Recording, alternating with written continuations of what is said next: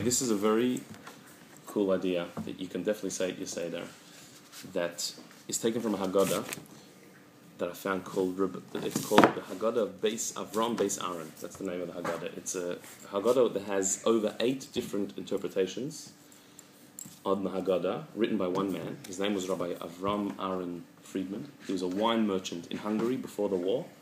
He wrote a manuscript of commentaries on the Haggadah according to the simple explanation, deeper explanations, mystical explanations, mathematical calculations, all different angles of explaining the Haggadah. He wrote it by hand, and the manuscript actually went missing in the war. He hid it, and somebody looked after it, and then it went missing, and it was discovered in 1991. That's when it was actually found and printed. So it had gone missing for about 50 years.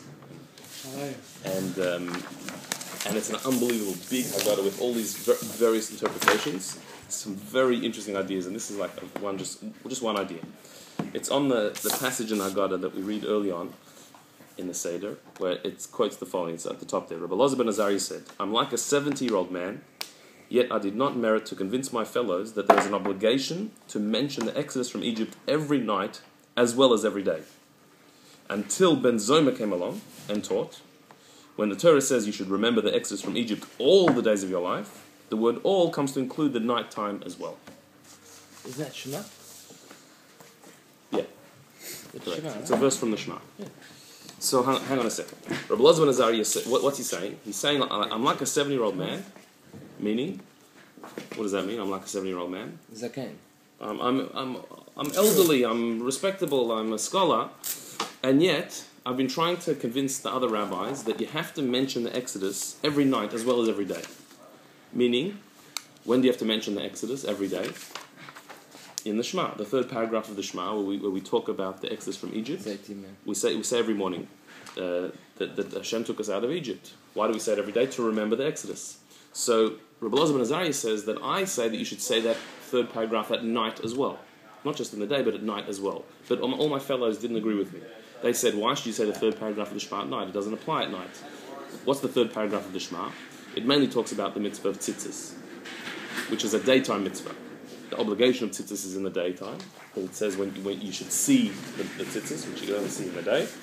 So the other sages said the third paragraph of the Shema you do not read at night, only in the day. Whereas he was saying that no, you should say the third paragraph of the Shema at night as well, because it also contains the Exodus from Egypt, and there's a mitzvah to remember the Exodus from Egypt every night as well as every day. That was their debate. Yeah? But I couldn't convince them, he says. No one listened to me, I couldn't convince them. Until along come Ben Zoma, another sage, and said, well, there's a verse. The verse that says you should remember the Exodus from Egypt all the days of your life. Why does it say all? The word all is to include, is to expand the obligation. It's not just a daytime thing, but a nighttime. All the days means night and day, every single day and every single night. Yeah? Does that make sense? Any questions on that? Anything doesn't make sense? Well, just to say the word all includes night. I don't know if that really... Well, it's a Talmudic principle that says that when there's an extra word, it's there to teach you something extra. Okay. Didn't have to be. It didn't have to say Kol Yimei Chayecha. Could have said Yemei Chayecha. The days of your life, you should remember the Exodus from Egypt. Why does it say all? Elazar ben Azariah would have known that. Why did he need Ben Zoma to come? So yeah, he obviously didn't know it. I understand, but what did Ben Zoma add? That he had a verse. I know, but he didn't. So the question is, Rabbi Elazar ben Azariah, what was he thinking originally? Well, first of all, he said that he's 70 years old. So that means he's accomplished. He's a smart guy. He's mature. So obviously, he would have in his lifetime, how he tried to convince everybody else to do it. Couldn't he pull out the same verse in Ben Zoma? He didn't. But he doesn't actually say that's a pillar. Which is even strange. What's even strange about if he didn't have a verse, what made him think you have to say the Shema at night? And why did he say that? And why does he say he's like a 70-year-old? Another question. He says, I'm like a 70-year-old man. He didn't say I'm a 70-year-old man. I'm like a 70-year-old man. No, he wasn't 70 in What age. does it mean like? It means he was approximately in mind 70. or in accomplishment or in look. Maybe he said. So he wasn't really 70. So then if he wasn't really 70, why is he using it as an example, as an argument? Yeah. He's about 70. What does he actually mean? So starting on that point, on how old really was Rabbi Elazar ben Azariah, there's a quote from the Talmud, the second paragraph. This is the Gemara in Brachos. It says that the dean of the Talmudic Academy had been deposed, fired, and the sages were seeking to appoint a new one. Somebody suggested Rabbi Elazar ben Azariah.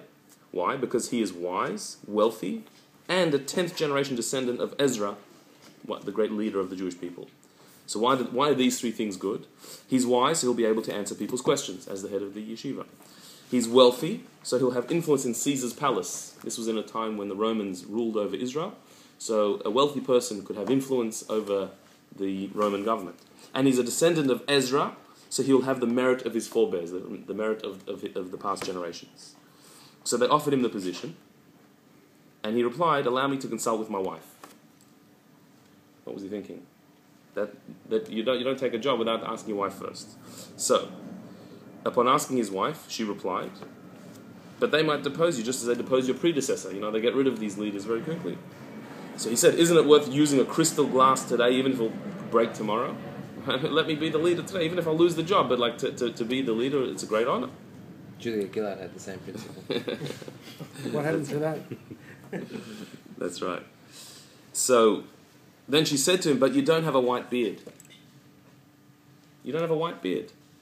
At the time, says the Talmud, Rabbi Elazar ben Azariah was only 18 years old. At age 18, he was considered a great sage, and they wanted to give him the job, but she said to him, "But you don't have a white beard." So a miracle occurred, and 18 strands of white hair appeared in his beard. On the spot. And that was a good thing. That's why elsewhere he refers to himself as like a man of 70 years old. He looked like he was 70 years old, but he was only 18. And so he took the job. Now, in this story, we've also got a few questions. Any questions on that story? Anything strange about that story? Besides that 18 white hair is just miraculously. Well, that's a miracle. Okay, so a miracle is a miracle. But what was that miracle for? So that he would get aged, look like he So had. he would listen to his Why? wife. Why should he look old? So people listen. His wife Have said he respect. was So you listen to So the one second. upstanding. What makes a person respectable? A white beard? Did he? Is it that they look old? Is that the idea, that you should look old? He didn't want to. When his wife said to him, "You don't have a white beard," what did she mean? Not old enough. You're not old enough. You're 18 years old. You can't take a position of power when you don't have the life experience of an old man. You can have young people who are very clever, but there's a certain thing that experience gives you, age gives you, that you can't get any other way. In fact, in Jewish law, you're supposed to respect an elderly person, no matter who they are, what they are, simply for the fact that they've gone through life. That itself gives a person a perspective and a maturity and an authority. So she said to him, "You're an 18-year-old. You're very wise and everything, but you're only 18 years old. You don't have the life experience to be able to be such a leader." That was her issue. And so the response was a miracle that his beard turned white. That's not going to change the fact that he's only 18 years old and he doesn't have the life experience. So why should his white beard enable him to take the job? Why should his wife's claim be answered by that? So there's a Kabbalistic reason why. That's in the third paragraph. This is a quote from the Arizal, Rabbi Yitzchak Luria, the great Kabbalist, who was able to identify people in Tanakh and people in the Talmud by their previous lives. So he said the following: Rabbi Elazar ben Azariah was a reincarnation of the prophet Samuel, the prophet Samuel, who died at age 52.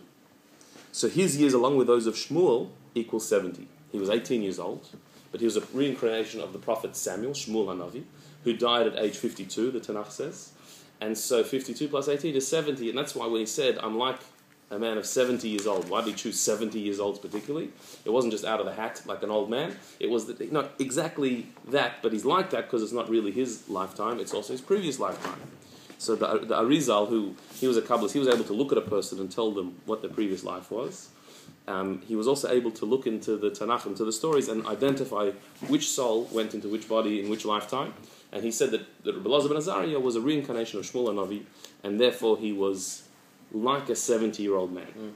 And so what he means by saying "I'm like a 70-year-old man" is that I indeed do have 70 years of experience, just not just in this lifetime, in a previous lifetime and this lifetime put together. So therefore, when his beard turned white, it wasn't just an external superficial change that was not really a reflection of him. It actually was a true reflection of who he was. He was a 70-year-old soul. And he, at age 18, did have the wisdom and the experience and the depth of a 7-year-old man, because he could tap into his previous lifetime as well. And that's why he was so advanced at such a young age. And so when he said, I'm like a 7-year-old man, he's saying, why don't people listen to me? I am a sage of 70 years because I've got Shmuel Hanavi, I've got the prophet Samuel's wisdom that backs me up as well. So that at least answers what he meant by I'm like a 7-year-old man, and why he took the job when his beard turned white. That now he looks the part, he looks like what he really is. But this brings up another question. Why indeed was Shmuel Hanavi, Samuel, reincarnated? Why was the prophet Samuel, Shmuel Hanavi, why was he reincarnated? What on earth did he do? Shmuel Hanavi was a great tzaddik, a very holy man, and so it's very strange that he was reincarnated in the form of Rabbi Elazar ben Azariah, because reincarnation means that there's either something you did wrong or something you need to fix or correct.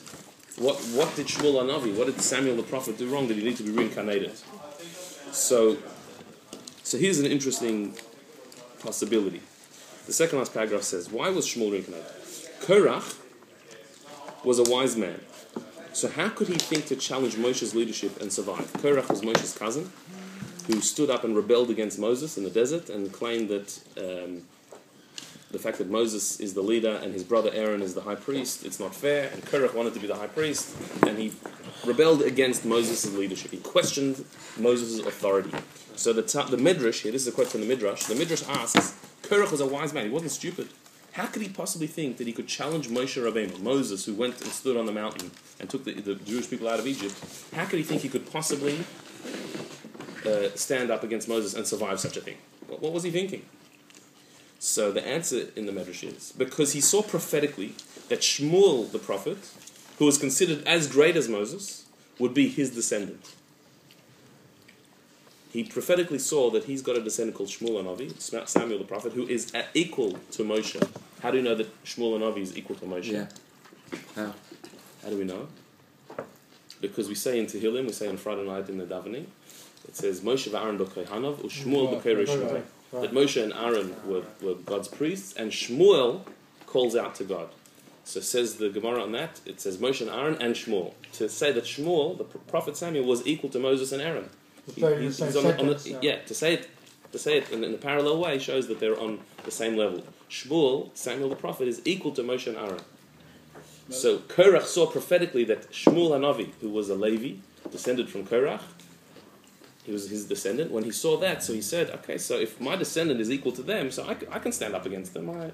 He used Shmuel's existence as his justification for rebelling against Moshe. How come he saw that and he doesn't know what's going to happen if he goes against Moshe? Prophecy, you don't see everything. So that to him was a proof that he would be able to rebel against Moshe and survive. So this could be the blemish on Shmuel Hanavi's soul. Oh, what his ancestor did? The fact that his ancestor used his existence as a pretext to rebel against Moshe Rabbeinu. Didn't you say before that a sin from your parent? Yeah, we don't see that. A son can't suffer. Okay, that's a good point. You don't suffer for your parents' sins. You suffer for your children's? Only before Bar Mitzvah, yeah. So that's true. But there is an idea that if there's a blemish that is in the family line that you could correct and you didn't correct it, so then maybe that's your fault.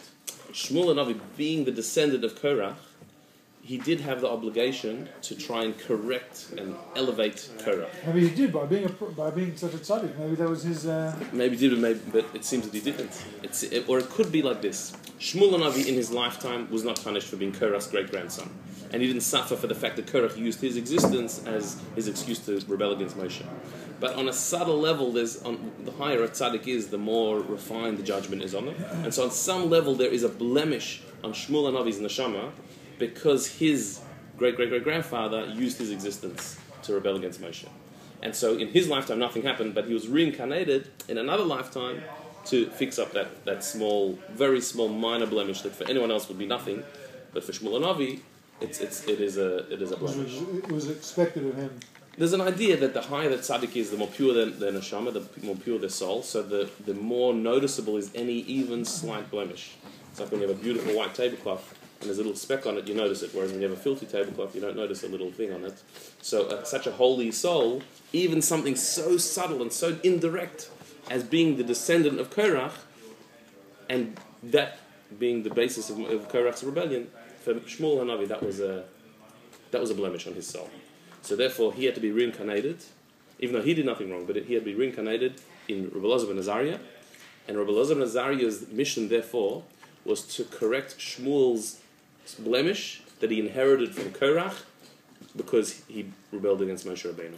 And how is by teaching everybody the idea of remembering existence by night and by day, helping? So now the question is, Rabbi Elazar ben Azariah, what did he do to help Shmuel's soul and Korach's Because Korah blemish? was rebellious, so he should do something not rebellious to make up for his rebellion. What is that? Okay, so what did he do? So look at the bottom paragraph. This is a story about Korach's rebellion. It says in the Medrash, when Korach rebelled against Moses, he did a whole pantomime. He did this very dramatic act. Watch this. Korach had his followers dress in garments dyed with tchelis. What's tchelis? The blue dye that used to be used on tzitzis. Today our tzitzis is just white, but in the Torah it says that your tzitzis should have a blue string dyed with tchelis. Tchelis is the blue dye. Some people still. Some people still have. Well, there's a debate whether some people think they found it and they use it. They had tchelis being covered. Yeah. So what Korach did is he had his followers all dressed in a garment that was all tchelis, all blue, the entire garment. He then came to Moshe and said, tell me, does a garment dyed entirely with tchelis require an additional strand of tchelis on the corner? Do you need to put a blue string on the corner of a blue garment? Moshe's reply was, yes. Yes, you do. So Korach said, that's ridiculous. If a garment of another color simply requires one strand of tchelis, why would that be necessary for a garment that is itself entirely dyed with tchelis? Moshe, you've made up these laws. You've made up the rules. What's his logic? If you need one strand of blue, if you're wearing a white garment, you need one strand of blue and that's enough. So if the garment itself is all blue, why should you need a blue string on the corner? What was he hinting at? Third paragraph of Shema. Well, it's about that. We'll talk about that. And Moshe was making up as he He's goes saying, along. Moshe, you're making up the rules. That you're making up these laws to suit you. Because one of his claims, Korach's claim, is that why are you, Moshe and Aaron, acting like the big leaders? The whole Jewish people are holy. We're all holy. And so if an entire nation that heard God's voice at Mount Sinai doesn't need you as a prophet, we're all holy. In other words, we're all white. We don't need a little. Exactly. string When you like have white, you need a blue tchelis. But when you're all blue, you don't need the blue tchelis on the corner. When you have a nation that is not so holy, you need holy leaders. But when the whole nation is holy, we don't need you. That was his claim. And the proof that we're holy is that we were all by parsha. Yes. So we're all prophets. We all heard God's voice, not just you. Of course, he then wanted to be leader, which is a bit contradictory, but that was his argument. So what he's done is he's taken the mitzvah of tzitzis and he utilized that as his springboard to argue against Moshe. So he belittled and made fun of a part of Torah, of a parsha in the Torah that talks about tzitzis and tchelis, and he said that Moshe, you made the whole thing up. You've made these laws up. It's not authentic. He's belittled the Torah in order to attack Moshe. But logically, it doesn't make sense. That's what his claim is. No. I mean, why should you conclude that because the whole garment's blue, so one string you don't need blue. Like you need blue on the tzitzis, whatever the color of the garment is. The tchelis wasn't there for the color; it was there for the Exactly. symbolism. So, Rabbi Elazar ben Azariah is now his job is to correct the soul of Shmuel, who's the descendant of Korah. So let's read the top now, from the Haggadah again, with a deeper understanding. Rabbi Elazar ben Azariah said, I'm like a 70-year-old man because I'm the reincarnation of Shmuel Hanavi, who was 52 and I'm 18, so I'm like a 70-year-old man. The reason I'm reincarnated is because Shmuel Hanavi was a descendant of Korah who rebelled against Moshe Rabbeinu. And how did he rebel against Moshe Rabbeinu? By making fun of the parsha of tzitzis, the mitzvah of tzitzis in the Torah. And so therefore, I did not merit to convince my fellows that there's an obligation to mention the exodus from Egypt every night as well as every day. Meaning, what I've been trying to do, and I don't even know why, I've been trying to get the parsha of Tzitzis mentioned at night. I've been trying to lift up that parsha because I'm reincarnated from Shmuel, who's the descendant of Korah, who belittled that parsha. To correct it, I've been trying to lift up that parsha. And so he had no source, he had no verse, he had no argument. He was just trying to get everyone to agree with him that we should read this parsha at night. And he couldn't even explain it himself. Because when you're reincarnated, you don't necessarily know exactly why or what, the details of the reincarnation. He just felt that I'm a 70-year-old man because I'm reincarnated. Maybe he knew, maybe he didn't know who he's reincarnated from. And I feel that my correction, the correction of the soul, will be to take this parsha and lift it up, to bring its dignity back because it was belittled. And so he's trying to convince everyone no one's listening to him. And then Ben Zoma comes and has a verse, so that supports him. But even without the verse, he knew, he had a sense, he was being pushed internally to try and get this parsha lifted. What was Ben Zoma's verse again? Which is the verse from the third parsha, from that parsha. So Rabbi Elazar Azariah himself, he didn't have a source for it because it wasn't that he learnt in the Torah something that told him to say the Shema at night. It's that he felt my life mission is to get this parsha back on a pedestal, that its dignity should be revived. And so he was pushing and pushing for that to happen, and eventually it did happen and it worked. And we say till today we say the third paragraph of the Shema, as Rabbi Elazar said.